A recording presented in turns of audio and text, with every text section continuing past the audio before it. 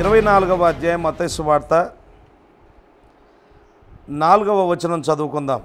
3వ వచనం నుంచి, ఆయన ఒలీవ కొండ మీద కూర్చుండి ఉన్నప్పుడు శిష్యులు ఆయన యుద్ధకు ఏకాంతముగా వచ్చి, ఇవి ఎప్పుడు జరుగును, నీ రాకడకును ఈ యుగ సమాప్తికి నీ సూచన లేవి మాతో చెప్పమనగా, యేసు వారితో ఇట్లా నేను ఎవడునూ మిమ్మను మోసపరచకుండా చూచుకొనుడి అలా ప్రారంభించాడు. 4వ వచనము నుండి మత్తయి సువార్త 24వ అధ్యాయము 4వ వచనము నుండి 14వ వచనం వరకు అదొక భాగం.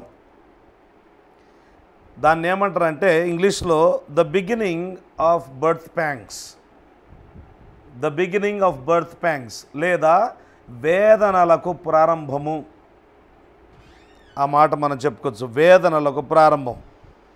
ఈ 4వ వచనం నుంచి 14వ వచనం వరకు ఉన్న విషయాలను 7 ఏళ్ల శ్రమల కాలపు మొదటి భాగములో జరగబోయే విషయాలను సంక్షిప్తంగా యేసు ప్రభువు చెప్పడం జరిగింది. మొదటి 3.5 సంవత్సరాల్లో ఏం జరగబోతుంది అంటే, సింపుల్గా చెప్పాలి అని అంటే 7 ముద్రలు విప్పబడినప్పుడు ఏం జరుగుతుంది అన్న విషయము, ఆ విషయం అంతా కూడా మనకి ఇక్కడ సంక్షిప్త రూపంలో ఉంది. So that is the first 3.5 years of the tribulation are the beginning of birth pangs. 15 నుంచి 20 వరకు అది middle point of the tribulation. 7 ఏళ్ల శ్రమల కాలపు మధ్య భాగంలో ఏం జరగబోతుంది అనేది 15వ వచనం నుండి 20వ వచనం వరకు, లేదా దీన్ని అబామినేషన్ ఆఫ్ డెసలేషన్, నాశనకరమైన హేయ వస్తువు అని కూడా మనము చెప్పుకోవచ్చు. ఆ తర్వాత 21వ వచనం మత్తయి సువార్త 24:21 నుంచి 28 వరకు, that's called the great tribulation, మహాశ్రమల కాలం, second half of the great tribulation అంటే 2వ 3.5 సంవత్సరాలు. ఆ తర్వాత 29వ వచనం నుంచి 31వ వచనం వరకు ప్రభు అయిన యేసు తిరిగి వచ్చుట, రెండవ రాకడ ఆర్ ఆఫ్టర్ ద ట్రిబులేషన్ అని మనము చెప్పుకోవచ్చు. కనుక ఒకవేళ మనం ప్రకటన గ్రంథం 6వ అధ్యాయం నుంచి 14వ అధ్యాయం వరకు అంత విషయాన్ని మేము గ్రహించలేము, లేదా అంత కష్టమవుతుంది ఒకటేసారి అలా నేర్చుకోవడానికి అని అనుకుంటే కనుక దాని సంక్షిప్త రూపమే మనకు మత్తయి సువార్త 24వ అధ్యాయంలో ఉన్నది. కనుక దాన్ని కూడా నేను 3 భాగాలుగా విభజించి లేదా 4 భాగాలుగా విభజించి చెప్పడం జరిగింది చాలా స్పష్టంగా. మొదటి భాగమేమో వేదనలకు ప్రారంభం, మొదటి 3.5 సంవత్సరాలు. 2వ భాగము మిడిల్ పాయింట్. ఆ తర్వాత 3వ భాగము మహాశ్రమల కాలము. 4వ భాగము శ్రమల కాలం అయిన తర్వాత ప్రభు అయిన యేసు దిగి వచ్చుట అనే విషయాన్ని మనం చూస్తాం. ఇప్పుడు దీన్ని దృష్టిలో పెట్టుకొని మనము ప్రకటన గ్రంథంలోనికి వెళ్దాం. 6వ అధ్యాయం. ప్రకటన గ్రంథమును మనము ఈ విధంగా విభజించవచ్చు. 1వ అధ్యాయంలోనికి వెళ్దాం. 19వ వచనం, 1:19. కాగా నీవు చూచిన వాటిని, ఉన్న వాటిని, వీటి వెంట కలగబో వాటిని గూర్చి రాయాలి అని చెప్పాడు. 3 మాటలు చెప్పాడు. నీవు చూచిన వాటిని రాయాలి, ఉన్న వాటిని గూర్చి రాయాలి, ఆ తర్వాత వీటి వెంట కలగబో వాటిని గురించి రాయాలి. ఈ విధంగా ప్రకటన గ్రంథాన్ని మనము చాలా సింపుల్గా, అంటే చాలా తేలికగా ప్రకటన గ్రంథాన్ని విభజించవచ్చు. చూచిన వాటిని అంటే పాస్ట్ టెన్స్, 1వ అధ్యాయంలోని విషయాలను అక్కడ పెట్టాలి. తర్వాత 2వది ఉన్న వాటిని అని అంటే 2-3 అధ్యాయాల్లో అది ప్రజెంట్, సంఘకాలంలో ప్రజెంట్ ఏం జరగబోతుంది అనేది మనం అక్కడ చూస్తాం. కనుక అది ఉన్న వాటిని. ఆ తర్వాత వీటి వెంట కలగబో వాటిని అంటే 4వ అధ్యాయం నుంచి 22వ అధ్యాయం వరకు అంతా భవిష్యత్ కాలంలో జరగబోయే సంఘటనలను గురించి అక్కడ చెప్పబడింది. కనుక మనము ప్రకటన గ్రంథంలో పాస్ట్ వదిలిపెట్టాం, ప్రజెంట్ వదిలిపెట్టినాం, ఇప్పుడు ఫ్యూచర్ గురించి స్టడీ చేస్తున్నాం. అందులోనూ 4వ అధ్యాయం 5వ అధ్యాయము ఈ 2 అధ్యాయాలు సంఘము పరలోకములో ఉండుట, అప్పటికే సంఘం ఎత్తబడింది, పరలోకములో ఉంది, ప్రభువును ఆరాధిస్తూ ఉంది కనుక సంఘము పరలోకములో ఉండుట మనం చూస్తాం. అంటే హెవెన్లీ సీన్, పరలోక దృశ్యాన్ని మనం చూస్తాం. 6వ అధ్యాయం నుంచి 19వ అధ్యాయం వరకు భూలోక సీన్, అంటే భూలోక దృశ్యం చూస్తాము. ఇప్పుడు భూలోకములో జరగబోయే విషయాలను గురించి బైబిల్ ఏం చెప్తుందో మనము చూద్దాం. 1వ వచనం నుంచి చదువుకుందాం. ఆ గొర్రెపిల్ల ఆ 7 ముద్రలలో మొదటి దానిని విప్పినప్పుడు ప్రభు అయిన యేసు క్రీస్తే ఈ టైటిల్ డీడ్ టు ఎర్త్, భూలోకానికి టైటిల్ డీడ్ ఏదైతే ఉందో దాన్ని విప్పడానికి ఆయనే యోగ్యుడని 5వ అధ్యాయంలో మనం చూసాం. అయితే ఆ 7 ముద్రలలో మొదటి దానిని విప్పాడు. నేను చూడగా ఆ 4 జీవులలో ఒకటి రమ్ము అని, అంటే దేవదూతల్లో ఒకరు రమ్ము అని ఉరుము వంటి స్వరముతో చెప్పుట వింటిని. దేవదూతల్లో కూడా హైరార్కియల్ సిస్టమ్ ఉంది. ఒకరు గొప్ప, ఒకరు తక్కువ, ఒకరు ఆజ్ఞలు ఇస్తారు, ఒకరు ఆజ్ఞలు నెరవేరుస్తారు. మరియు నేను చూడగా ఇదిగో ఒక తెల్లని గుర్రము కనబడెను. దాని మీద ఒకడు విల్లు పట్టుకొని కూర్చుండి ఉండెను. అతనికి ఒక కిరీటం ఇవ్వబడెను. అతడు జయించుటకు బయలువెళ్ళెను. 6వ అధ్యాయములో మనకు 6 ముద్రలను గూర్చిన వివరణ ఉంది. ఇది ఎలా చూడాలి అని అంటే 1, 1, 2, 3, 4, 5, 6, ఆ తర్వాత 7. 7వ ముద్రలోనే 7 బూరలు ఉన్నాయి. మళ్ళీ 7వ ముద్ర ఇది అనుకోండి, దాంట్లోనే 7 బూరలు, 1, 2, 3, 4, 5, 6, 7. మళ్ళీ 7వ బూరలోనే 7 పాత్రలు ఉన్నాయి. ఈ క్రమములో మనకు ఈ గ్రంథమును పరిశీలనగా చదివితే ఆ క్రమంలో మనకు అర్థమవుతుంది. కనుక ఇప్పుడు ఈరోజు మనము 6 ముద్రలను విప్పినప్పుడు, యేసుక్రీస్తు విప్పినప్పుడు ఏం జరిగింది, ఒక్కొక్క ముద్ర విప్పగా ఏం జరిగిందో మనము చూడబోతూ ఉన్నాం. మొదటి ముద్ర విప్పినప్పుడు ఒక తెల్లని గుర్రం, దాని మీద ఒక వ్యక్తి కూర్చున్నాడు. ఆయన ఒక విల్లు పట్టుకున్నాడు, కానీ బాణం లేదు. ఆయన జయించుటకు బయలువెళ్ళాడు.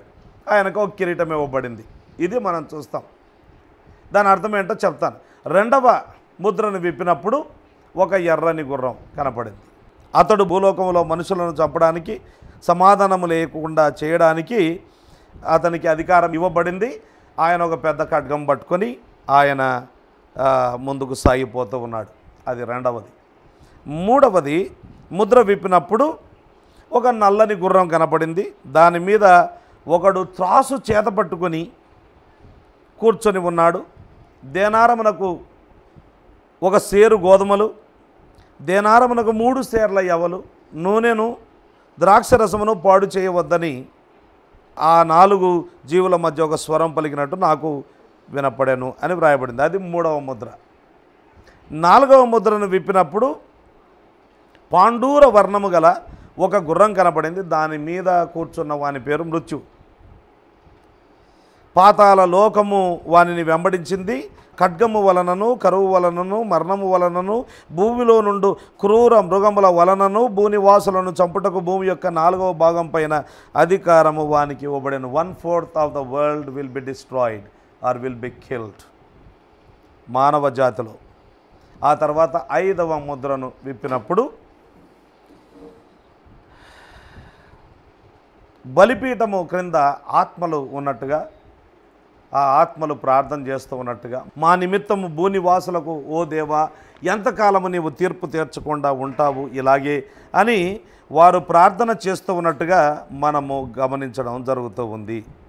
ఇది 5వ ముద్రను విప్పినప్పుడు జరగబోయేది. 6వ ముద్రను విప్పినప్పుడు చాలా క్యాటక్లిస్మిక్ థింగ్స్ జరుగుతాయి. భూకంపం కలుగుతూ ఉంది. సూర్యుడు కంబలి వలె, చంద్రుడు రక్తవర్ణమైపోయి, ఆకాశము నుండి అకాలకాయరు రాలినట్లు ఆకాశ నక్షత్రాలు రాలడం, ఆ తర్వాత భూమండలం మీద కొన్ని మార్పులు రావడం, ఇవన్నీ కూడా వస్తే భూరాజులు, గొప్పవారు, ధనికులు అందరూ కూడా భయపడి దాచిపెట్టుకోవడానికి ప్రయత్నం చేయడం. ఇంతటితో 6వ అధ్యాయం ముగించబడుతుంది. ఇది 6వ అధ్యాయంలో మనం చూసేది. కనుక 6 ముద్రలను విప్పినప్పుడు, ఒక్కొక్క ముద్ర విప్పినప్పుడు ఏం జరుగుతుందో మనం చూద్దాం. మొట్టమొదటిది, మొదటి ముద్రను విప్పినప్పుడు ఒక తెల్లని గుర్రము కనబడింది. దాని మీద ఒక వ్యక్తి విల్లు పట్టుకొని కూర్చున్నాడు. అతనికి ఒక కిరీటం ఇవ్వబడింది. అతడు జయిస్తూ జయించుటకు బయలు వెళ్ళెను అని వ్రాయబడింది. ఇప్పుడు ప్రశ్న ఏంటంటే, ఎవరు ఈ తెల్లని గుర్రం మీద కూర్చున్న వ్యక్తి ఎవరు అనే ఒక ప్రశ్న మనకు రావాలి. ఎవరు ఈ వ్యక్తి అని అంటే, దీని మీద రకరకాల అభిప్రాయాలు ఉన్నాయి క్రైస్తవ సంఘంలో. దాదాపుగా ఒక 7-8 రకాలైన వ్యాఖ్యానాలు ఉన్నాయి. కొంతమంది ఏమంటున్నారు అని అంటే, ఈ వ్యక్తి లేదా ఇక్కడ తెల్లని గుర్రం మీద కూర్చున్న వ్యక్తి రోమన్ ఎంపరర్ అని కొంతమంది అంటున్నారు, రోమా చక్రవర్తి అని కొంతమంది. కొంతమంది ఏమో రోమా సామ్రాజ్యం మీదికి పార్తీయులు దండెత్తి రావడం అని కొంతమంది వివరించారు. కొంతమంది మెస్సియా అన్నారు. కొంతమంది చిన్న కొమ్ము, దానియేలు గ్రంథం 7-8 ప్రకారం ఉన్న చిన్న కొమ్ము. కొంతమంది క్రీస్తు విరోధి అని. కొంతమంది దేవుని వాక్యము విపరీతంగా ప్రబలుతూ ఉంది అని కొంతమంది తీర్పే ఈ విధంగా ఒక వ్యక్తిలాగా కనబడుతూ ఉంది, పర్సానిఫికేషన్ ఆఫ్ జడ్జ్మెంట్. కొంతమంది ఏమన్నారంటే దేవుని వాక్యాన్ని సూచిస్తూ ఉంది అని కొంతమంది వార్ఫేర్ ఇన్ జనరల్ అని చెప్పారు. కొంతమంది ట్రయంఫెంట్ మిలిటరిజం అని చెప్పారు. కొంతమంది పర్సానిఫికేషన్ ఆఫ్ అన్గాడ్లీ మూమెంట్స్ అని రకరకాలుగా చెప్పుకుంటూ రావడం జరిగింది. కానీ ఎస్కటాలజీ ఎక్స్పర్ట్స్ అందరూ కూడా బాగా ప్రఖ్యాతిగాంచిన వాళ్ళు చెప్పేది ఏంటంటే, ముఖ్యంగా డిస్పెన్సేషనల్ థియాలజీలో ఇది క్రీస్తు విరోధిని సూచిస్తూ ఉన్నది. కొంతమంది ఈ వ్యక్తి క్రీస్తు అంటున్నారు. ఎందుకు అంటున్నారు అని అంటే, తెల్లని గుర్రం, యేసుక్రీస్తు ప్రభు 19వ అధ్యాయంలో ఆయన తెల్లని గుర్రం ఎక్కి వస్తున్నట్టుగా, ఆయన కూడా జయిస్తూ ఉన్నట్టుగా. కాబట్టి ఈ తెల్లని గుర్రం పవిత్రతను, శాంతి సామరస్యాలను సూచిస్తూ ఉంది. కాబట్టి ఆ దినాల్లో రోమా సామ్రాజ్యంలో రోమియులు యుద్ధానికి వెళ్ళి గెలిచొచ్చిన తర్వాత ఆ రోమన్ జనరల్ ఎవరైతే ఉన్నాడో ఆ వ్యక్తి తెల్లని గుర్రం ఎక్కి ఆయన ఎవరినైతే బందీలుగా తీసుకొని వచ్చాడో ఆ గుర్రం వెనక వారిని నడిపించుకుంటూ రావడం జరుగుతూ ఉంది. కనుక యేసుప్రభును సూచిస్తూ ఉంది. ఎంత తేడా చూడండి, యేసుప్రభు క్రీస్తు విరోధి. అమ్మో, చాలా భయంకరమైన తేడా. అయితే ఇక్కడ 2వ ముద్రను విప్పినప్పుడు ఎర్రని గుర్రం ఉంది, 3వ ముద్రను విప్పినప్పుడు నల్లని గుర్రం, 4వ ముద్రను విప్పినప్పుడు పాండూర వర్ణం. అంటే ఇక్కడ కలర్స్ ఉన్నాయి, మనం గమనించాలి. ఈ కలర్స్ ఒక్కొక్క దాన్ని సూచిస్తూ ఉన్నట్టుగా మనం చూస్తాం. అలాగే తెలుపు కూడా శాంతిని సూచిస్తూ ఉన్నట్టుగా, విజయాన్ని సూచిస్తూ ఉన్నట్టుగా మనం తెలుసుకోవచ్చు. అయితే ఇక్కడ కూర్చున్నవాడు యేసుక్రీస్తు ప్రభువు కాదు. ఎందుకంటే అతనికి ఇవ్వబడిన కిరీటమును గూర్చి మనం ఆలోచన చేస్తే గ్రీకు భాషలో 2 పదాలు ఉన్నాయి. ఒకటి స్టెఫెనాస్ అనే పదం ఉంది. స్టెఫెనాస్ ఇది పరుగు పందెంలోనో ఆయా పందెపు రంగంలో జట్టి అయిన వాడు గెలిచినప్పుడు వానికి పెట్టే ఒక రీతి వంటిది అది. కానీ 19వ అధ్యాయంలో యేసుక్రీస్తు ప్రభువు ధరించింది అది స్టెఫెనాస్ కాదు, అది డయాడెమ్స్ అంటారు కదా, అనేక కిరీటములు. It's a glorious thing. ఇక్కడ అతనికి కిరీటం ఇయ్యబడేను, ఎవరో వేరొళ్ళు ఇచ్చారు, కానీ యేసుక్రీస్తు ప్రభువుకు హక్కు ఉంది. అది ఆయనకు స్వతహాగా స్వభావసిద్ధంగా ఆయనకు లభించేది అది అనే విషయాన్ని మనము గమనిస్తాం. ఇక్కడ ఇతడు ఒక్కడే ఒక విల్లును పట్టుకొని వస్తూ ఉన్నాడు. కానీ ప్రకటన గ్రంథం 19వ అధ్యాయంలో ప్రభు అయిన యేసు నోట నుండి ఒక ఖడ్గము బయలు వెడలుచున్నది అని వ్రాయబడింది. ఆయన వెంట కోటాను కోట్ల దేవదూతలు వస్తూ ఉన్నారు. ఎంతోమంది దేవదూతలు, వేవేల దేవదూతలు ఆయనను వెంబడిస్తూ ఉన్నారు. సంఘము ఆయనను వెంబడిస్తూ ఉంది. కనుక ఇక్కడుండే విషయము అక్కడుండే విషయము ఒకటి కాదు అన్న విషయాన్ని మనం గమనించాలి. కాకపోతే యేసు ఇప్పుడు క్రీస్తు విరోధి అంటే రెండు అర్థాలు ఉన్నాయని మనం చెప్పుకున్నాం. యాంటీ క్రైస్ట్ అంటే anti in the sense of against, క్రీస్తుకు విరోధిగా వ్యతిరేకంగా ఉన్నవాడు అని ఒక అర్థము. రెండవది యాంటీ అంటే in the place of or in the stead of, ఆయన స్థానములో ఆయనకు బదులుగా అన్నట్టుగా. అంటే వీడు యేసుక్రీస్తు కాదు, వీడు మెస్సియా కాదు, కానీ మెస్సియా లాగా ఆ ముసుగు వేసుకొని, మెస్సియా ముసుగు వేసుకొని మోసయుక్తమైన మెస్సియాగా ఇతడు రాబోతూ ఉన్నాడు. ఇప్పుడు ఇది ప్రకటన గ్రంథం కదా, దీనిని సంక్షిప్త రూపంలో యేసుక్రీస్తు ప్రభు మత్తయి సువార్త 24వ అధ్యాయంలో చెప్పాడని చెప్పుకున్నాం కదండి. మత్తయి సువార్తలో చూడండి ఆ మాట. అక్కడ మనం గమనిస్తే 4-5 వచనాల్లో అనేక మంది అబద్ధ క్రీస్తులు వస్తారు, మీరు నమ్మకండి. వీడు వారందరికీ కూడా హెడ్ లాంటి వాడు అన్నట్టు. కనుక ఈ అబద్ధ క్రీస్తు ఈయన నిజమైన క్రీస్తు కాదు, ఈ మొదటి తెల్లని గుర్రం మీద కూర్చున్నవాడు నిజమైన క్రీస్తు కాదు, క్రీస్తు ప్రభు యొక్క స్థానాన్ని నేను ఆక్రమించాను, నేనే క్రీస్తునని చెప్పుకునే మోసపరిచేవాడు, ఆ మోసగాడు అనే విషయాన్ని మనం ఇక్కడ చూస్తూ ఉన్నాం. అతడు విల్లు పట్టుకున్నాడు. ఇంకో విషయం గమనించాలి, ఇక్కడ గుర్రము మీద ఆయన స్వారీ చేస్తున్నాడు. ఇదంతా, ఈ లాంగ్వేజ్ అంతా కూడా 2000 సంవత్సరాల కిందట, ఇంచుమించు 1950 ఏళ్ళు అనుకుందాం, 50 ఏళ్ళ కిందట, 1950 ఏళ్ళ కిందట యోహాను కాలంలో, మొదటి సెంచరీ చివరి భాగంలో యోహాను కాలంలో horse was a war machine. అంటే అప్పట్లో వార్ మెషిన్ అది. ఇప్పుడు గుర్రాల మీదనే వస్తాడు అన్నట్టుగా అనుకోకూడదు. It's a war machine. అంటే ఇతడు యుద్ధం చేసినట్టే ఉంటుంది, కానీ ఏమాత్రము ఇది ఎలా ఉంటుందంటే, పిస్టల్ ఉంది, పిస్టల్లో బుల్లెట్లు లేవు, కానీ మనుషుల్ని బెదిరించి ఆయన కార్యము నెరవేర్చుకోగలుగుతాడు, అది చూపించి నెరవేర్చుకోగలుగుతాడు. అలాగే ఇక్కడ విల్లుంది కానీ బాణం లేదు. బాణం లేని విల్లుతో ఏం లాభం ఉంటుందండి? ఏం ప్రయోజనం ఉంటుంది? ఏం ప్రయోజనం ఉండదు. అంటే దీని అర్థం ఏంటంటే, అతడు యుద్ధము చేయకుండానే తన చాకచక్యము ద్వారా, తన మాటకారితనము ద్వారా ప్రజలను మంత్రముగ్ధులు చేసి, మోసము చేసి, ఫాల్స్ పీస్ వారికి వాగ్దానం చేయడం జరుగుతూ ఉంది. సమాధానము లేని సమయంలో సమాధానమని సమాధానం ఇస్తానని వాడు ప్రయత్నం చేయడం జరుగుతుంది.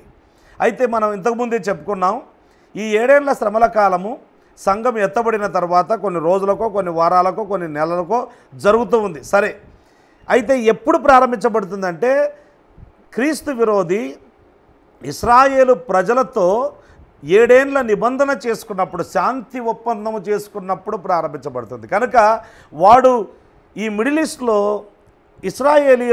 ఇశ్రాయేలీయులంటే ఏ విధంగా కూడా పడని ముస్లిం దేశాలకు ఒక రకమైన శాంతిని కలగజేస్తానని వాడు చెప్పడం వల్ల అప్పటికే చాలామంది ఇశ్రాయేలీయులు మోసపోతారు. ఎందుకంటే వాడు ఆ విధంగా మోసపరచగలిగిన శక్తి వానికి ఉంది. కనుక మోసపోయి ఇతడే నిజమైన క్రీస్తు అని అనుకొని ఆయనతో వారు నిబంధన చేసుకుంటారు. కనుక వాడు కొంతకాలము వాస్తవంగా మొదటి 3.5 సంవత్సరాల్లో ఎక్కువగా వారి బాధలు ఉండవు. కనుక ఆ సమయంలో వాడు కొంత ఇశ్రాయేలీయులకు సమాధానం కలగజేస్తాడు. ఆ సమయంలో వారు దేవాలయం కట్టుకునేటట్లు, దేవాలయంలో వాళ్ళు చేయవలసిన ఆ కార్యక్రమాలు ఏవైతే ఉన్నాయో పాత నిబంధన ప్రకారం వాటన్నిటినీ చేసుకోవడానికి, బలులు అర్పించడానికి అన్నిటికీ అవకాశం కలగజేయడం. సో దాన్ని బట్టి ఇశ్రాయేలీయులు ఏమనుకుంటారంటే ఇతడే క్రీస్తు కాబోలు అని వారు మోసపోవడం జరుగుతూ ఉంది. అందుకే యేసుక్రీస్తు ప్రభు అన్నాడు, మీరు మోసపోవద్దు అన్నాడు. మత్తయి సువార్త 24వ అధ్యాయంలో మీరు మోసపోకండి, అనేకులు నా పేరట వచ్చి నేనే క్రీస్తును అని చెప్పుకుంటారు. కనుక వీడు ఫాల్స్ మెస్సాయా అన్న విషయాన్ని మనము గమనిస్తాం. అప్పటికే అతనికి కొంత ఏమంటారు అధికారము ఇవ్వబడింది, అతడు జయిస్తూ సాగిపోతూనే ఉన్నాడు అన్న విషయాన్ని మనం గమనిస్తూ ఉన్నాం. అయితే ఎక్కువ కాలము వాడు దాచిపెట్టుకోలేడు. ఎక్కువ కాలము వాడు ప్రజలను అలా మోసం చేసుకుంటూ ఉండలేడు. వాని నిజస్వరూపము బట్టబయలు కావాలి. అది రెండవ ముద్రను విప్పినప్పుడు మనము చూస్తాం. రెండవ ముద్రను యేసుక్రీస్తు ప్రభు విప్పితే అప్పుడు ఎర్రని దైన వేరొక గుర్రము బయలు వెళ్ళెను. మనుష్యులు ఒకని ఒకడు చంపుకొనున్నట్లు భూలోకములో సమాధానము లేకుండా చేయుటకు ఆ గుర్రం మీద కూర్చున్న వానికి అధికారం ఇవ్వబడెను, మరియు అతనికి ఒక పెద్ద ఖడ్గం ఇవ్వబడెను. కొంతమంది ఖడ్గాన్ని చూసి ఇది ఇస్లాం సామ్రాజ్యానికి సూచనగా ఉంది అని కూడా చెప్పడం జరుగుతుంది. ఎందుకంటే వాళ్ళ గుర్తు ఖడ్గమే కాబట్టి ఆ విధంగా కూడా అనడం జరుగుతుంది. కానీ పాయింట్ అది కాదు. మళ్ళీ మత్తయి సువార్తలోనికి వెళ్ళాలి. మత్తయి సువార్త 24వ అధ్యాయము 6-7 వచనాల్లో there will be wars and rumours of wars.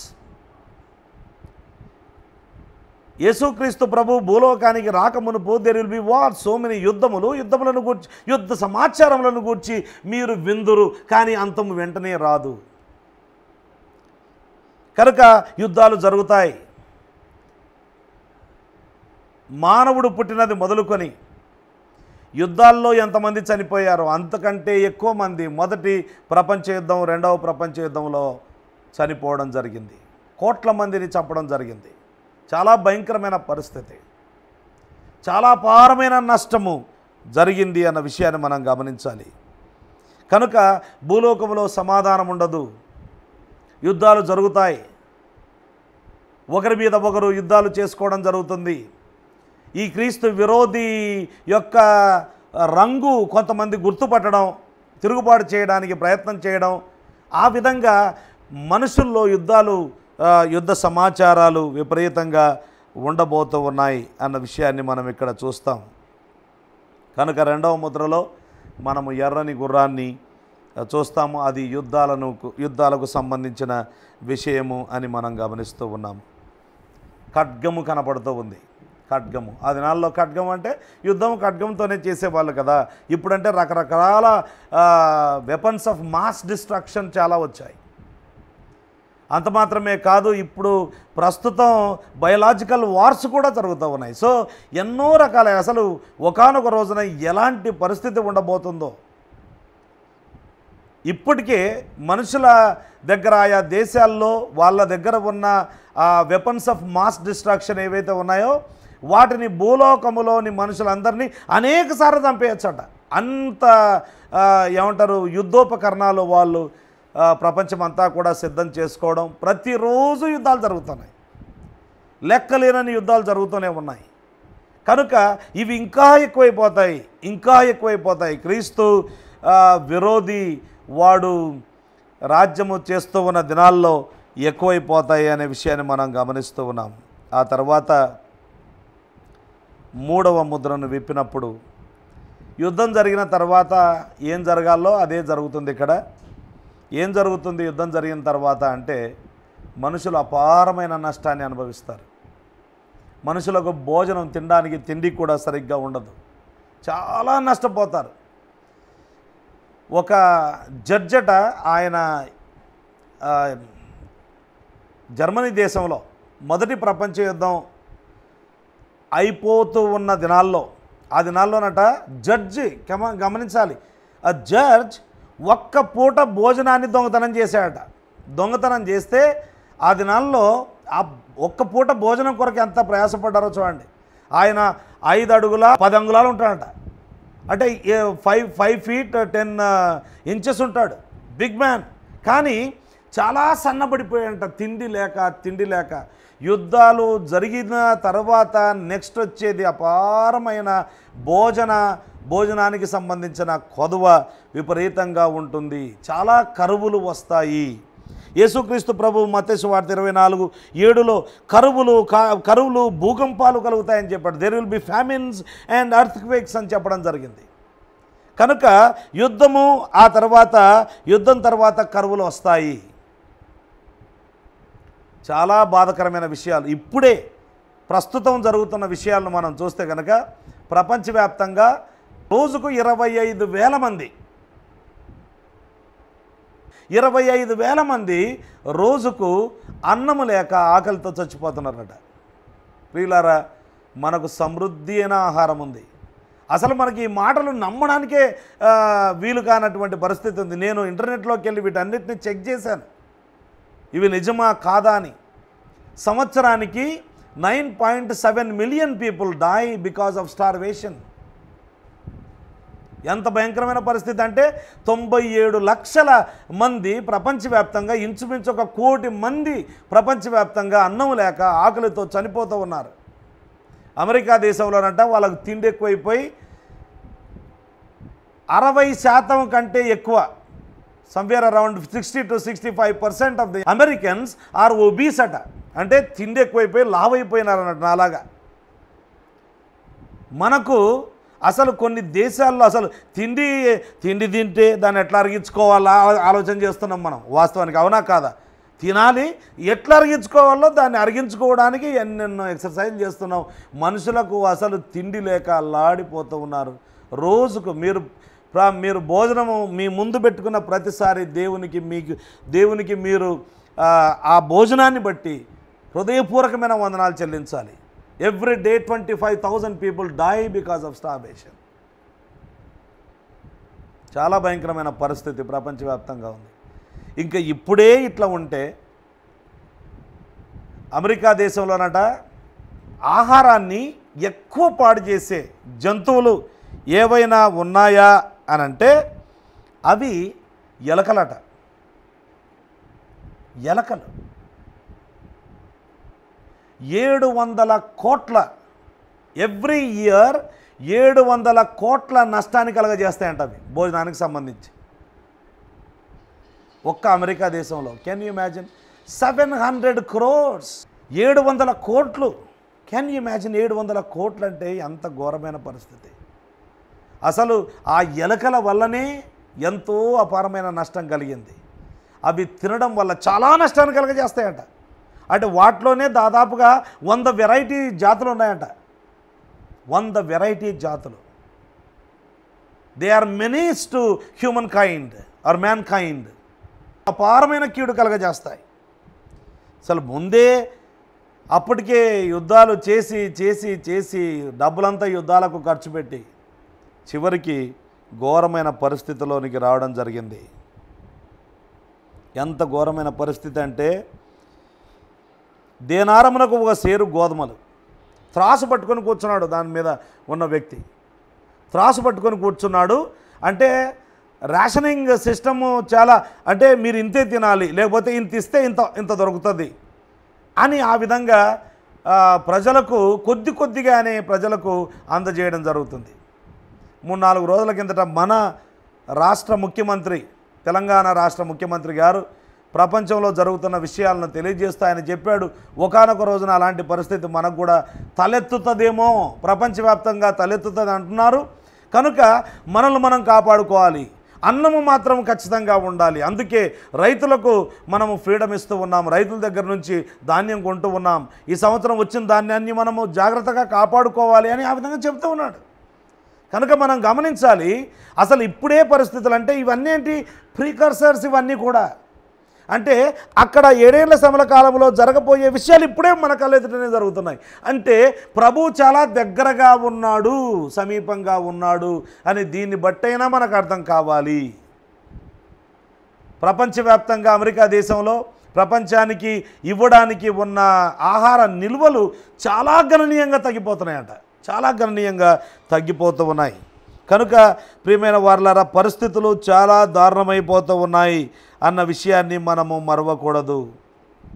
చాలా దారుణంగా అయిపోతూ ఉన్నాయి పరిస్థితులు. దేనారములకు 1 సేరు గోధుమలు. ఆ దినాల్లో యోహాను ప్రకటన గ్రంథం రాసిన దినాల్లో ఒక రోజు పనిచేస్తే రోజు జీతము దేనారం.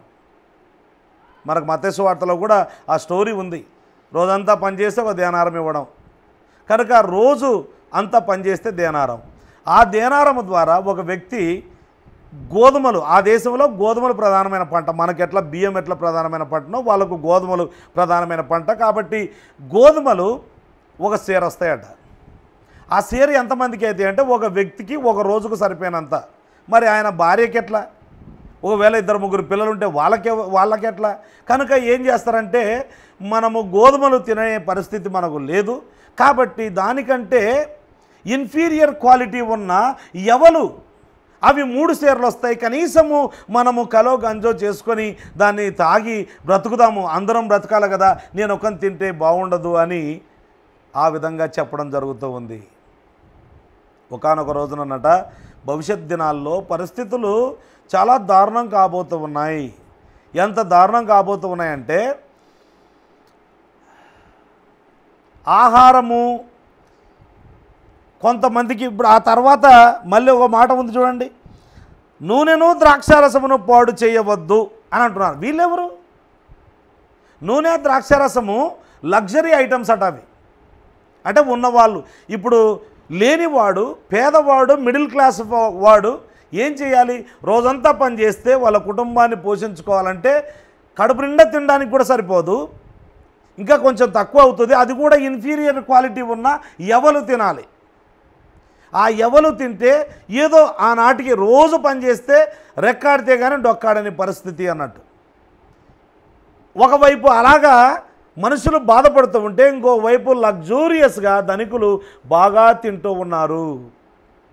నూనె ద్రాక్షారసం వాళ్ళు వాడుతూ ఉన్నారు.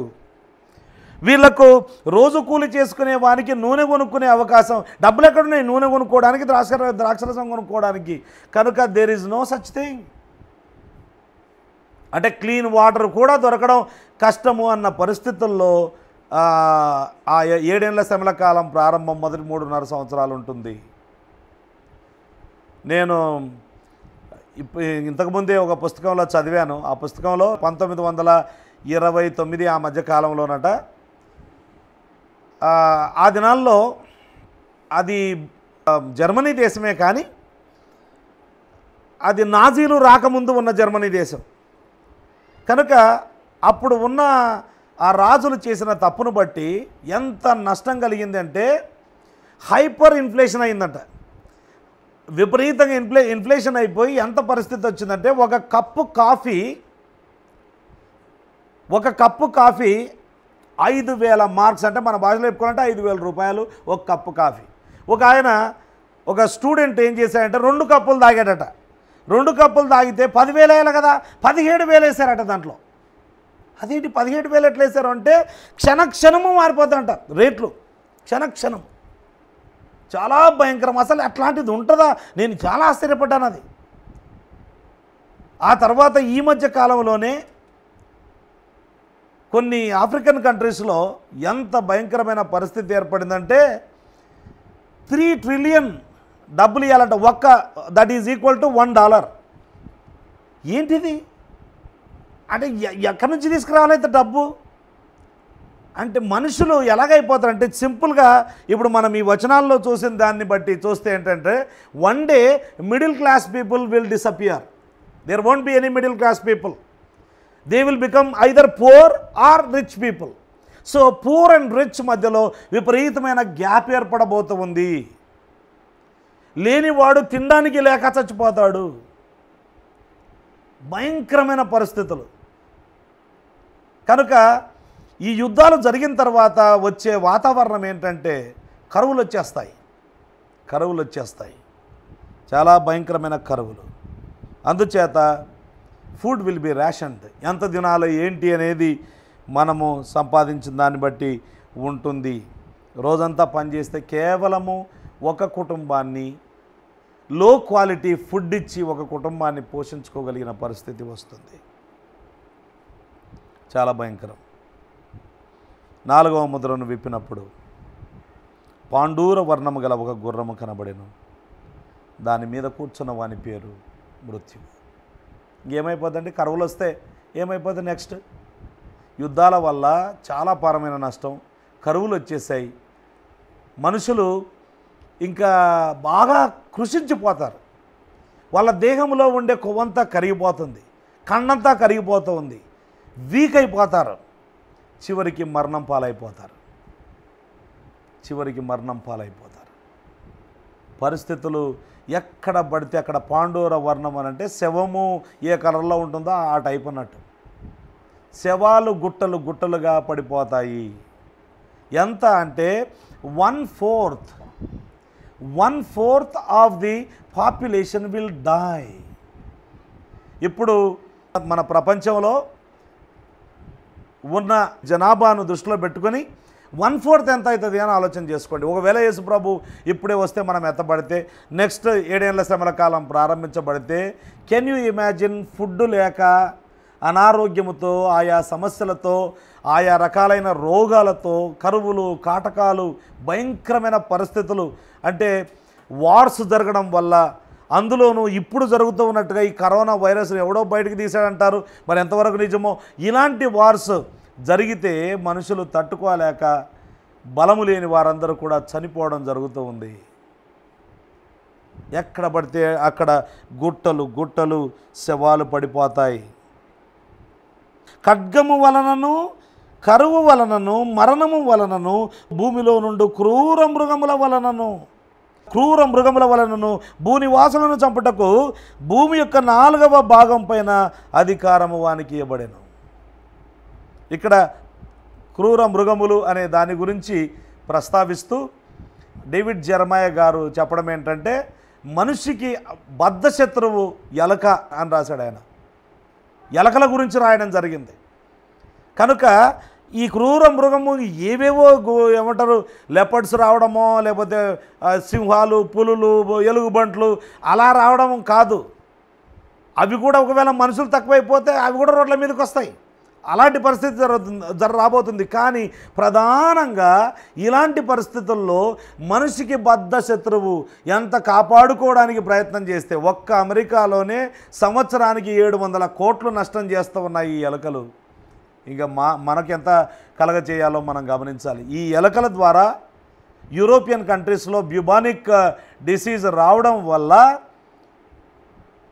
చాలా కాలం క్రిందట ఆ దినాల్లో 1/3 ఆఫ్ ద పాపులేషన్ యూరోపియన్ కంట్రీలో 1/3 300 మంది చచ్చిపోయారని రాయబడింది. జస్ట్ బికాజ్ ఆఫ్ ఈ ఎలకలను బట్టి. కనుక చాలామంది చచ్చిపోతారు, చాలామంది చనిపోతారు. పరిస్థితులు భయంకరంగా ఉంటాయి.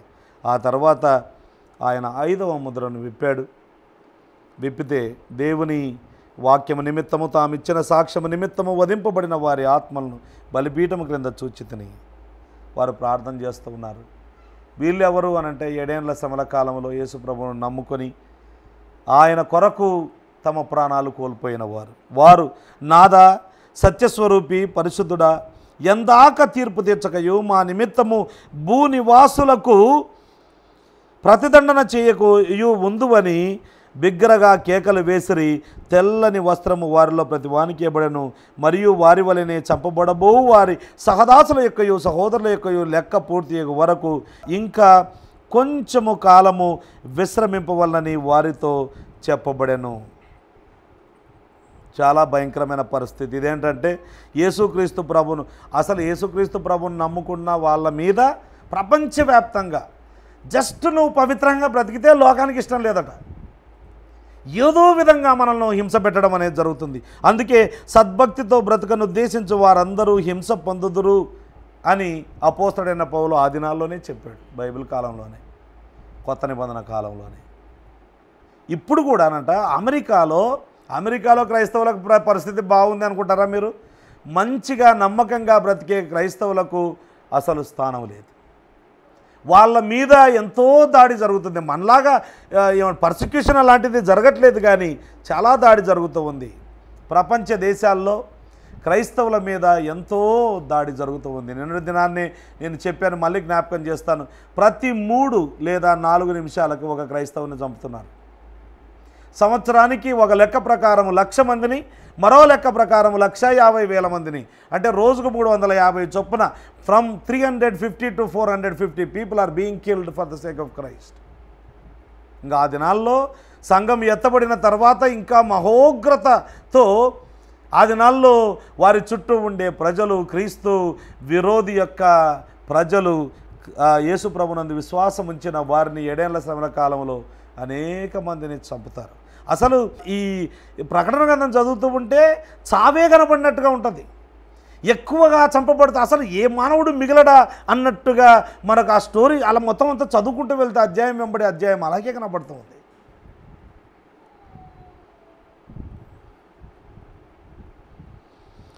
డేవిడ్ జెరమయా గారు తన పుస్తకంలో ఈ విధంగా రాశారు. More Christians were martyred in the 20th century than in all previous centuries combined.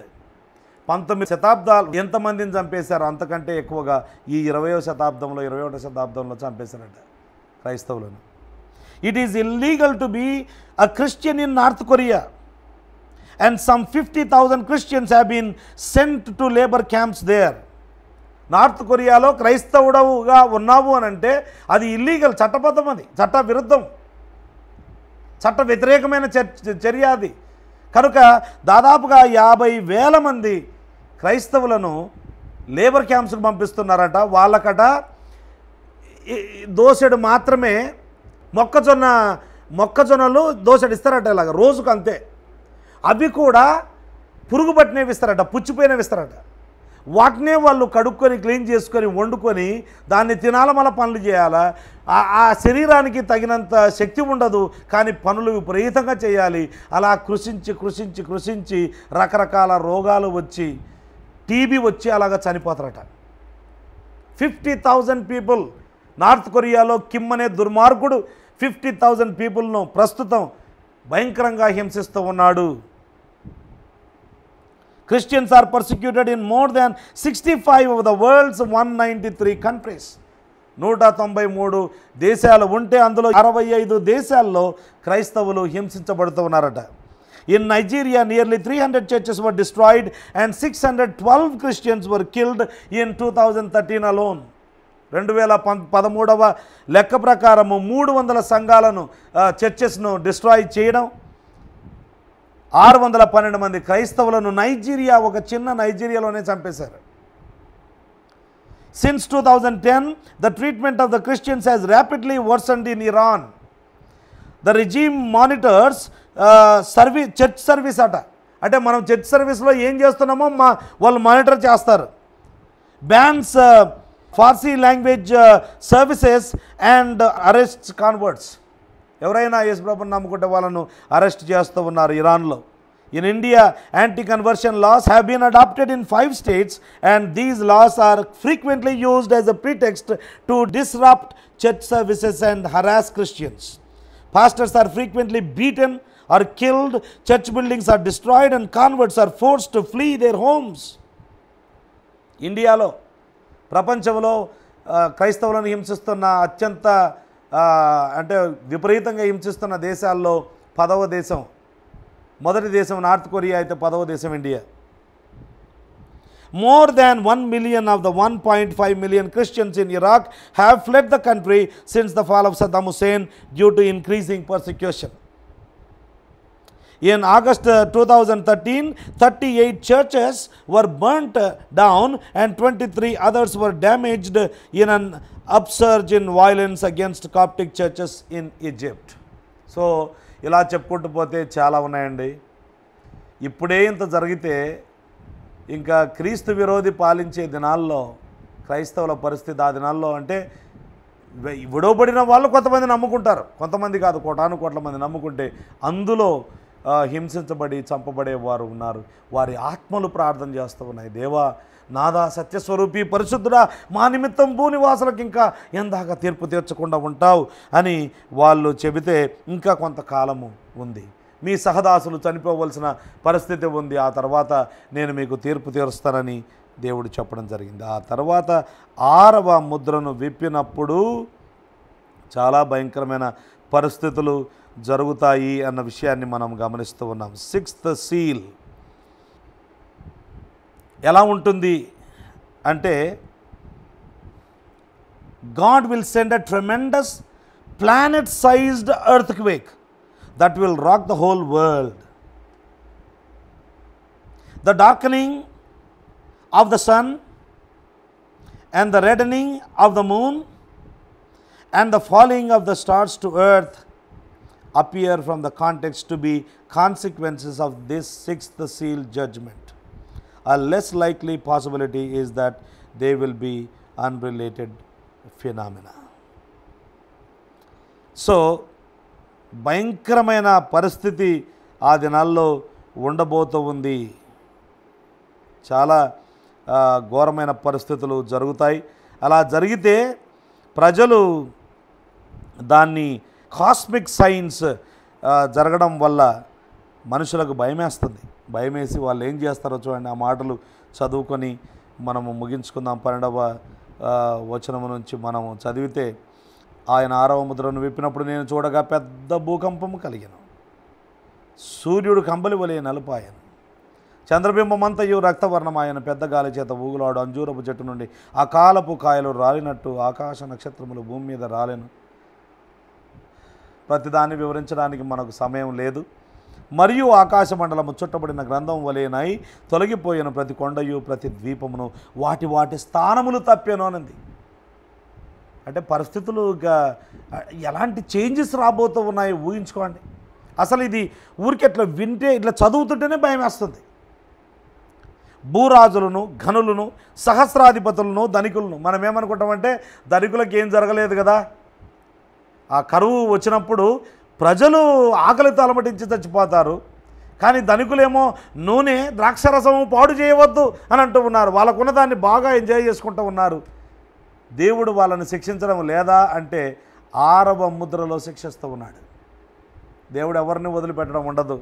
ఇక్కడ చూడండి, భూరాజులను, గనులను, సహస్రాధిపతులను, ధనికులను, బలిష్ఠులను, అంత మాత్రమే కాదు, ప్రతి దాసుడు, ప్రతి స్వతంత్రుడు కొండ గుహలలోనూ బండ సందులలోనూ దాగుకొని సింహాసనాసీనుడై ఉన్న వాని యొక్కయు గొర్రెపిల్ల యొక్కయు ఉగ్రత మహాదినము వచ్చెను, దానికి తాళజాలిన వాడెవడు?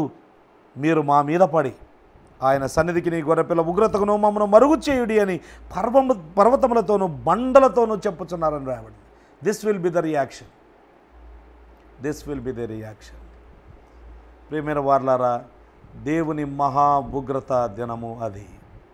ఆ దినము తప్పించుకోవడానికి నేడే యేసుక్రీస్తు ప్రభు ఆయన వైపు తిరగాలని ఆయన కోరుతూ ఉన్నాడు. కృపాకాలం ఆయన పిలుస్తూ ఉన్న కాలంలోనే ఆయన చేతులు చాపి, దినమెల్ల చేతులు చాపి, అవిధేయులైన వారి కొరకై ఆయన చేతులు చాపి పిలుస్తూ ఉన్నాడు. ఆయనను ఆయన గుండె మీద తన్నినట్లుగా తృణీకరించి పోయేవారు చాలామంది ఉన్నారు. ఆ గ్రూపులో నీవు ఉండకూడదని, ఇలాంటి భయంకరమైన పరిస్థితి నీకు రాకూడదని ఈరోజు మీకు మనవి చేస్తూ ఉన్నాను. కనుక ఇంకా ఎవరైనా యేసుప్రభునందు విశ్వాసం ఉంచకపోతే ఇప్పుడే ఆయన యందు విశ్వాసం ఉంచాలని మనవి చేస్తూ ఉన్నాను. విశ్వాసం ఉంచిన వారు ఎంత భయంకరమైన పరిస్థితుల నుండి దేవుడు మనల్ని ముందుగానే తీసేయబోతున్నాడు. ఈ ఉగ్రత మనకు లేకుండా కాపాడబోతున్నాడు. దేవునికి మనం ఎంత కృతజ్ఞులమై ఉండాలి. కడుపు నిండా తినడానికి ఆహారం అనుగ్రహిస్తున్నాడు. 97 లక్షల మంది ప్రపంచవ్యాప్తంగా చనిపోతూ ఉంటే మనకు తిని దాన్ని అరిగించుకోవడానికి ఏం చేయాలో తోచడం లేదు. అంత సమృద్ధి ఉంది మనకు. కనుక మనం ఏం చేయాలి? దేవునికి అన్నము ముందు పెట్టుకున్న ప్రతిసారి, ప్రభువా ప్రభువా, ఇదిగో ఈరోజు 25,000 మంది తిండి లేక చచ్చిపోతున్నారు, నాకైతే సమృద్ధిగా ఇచ్చావయ్యా, నేను జాగ్రత్తగా దీన్ని వాడేటట్లు, వేస్ట్ చేయకుండా ఉండేటట్లు నాకు సహాయం చేయి ప్రభువా, తిని బలం పొందుకొని మీ కొరకు ఆ బలాన్ని వినియోగించినట్లు సహాయం చేయి ప్రభువా అని ప్రభువును మనము అడగాలి అనే విషయాన్ని జ్ఞాపకం చేస్తూ ఉన్నాను. ప్రార్థన చేసుకుందాం.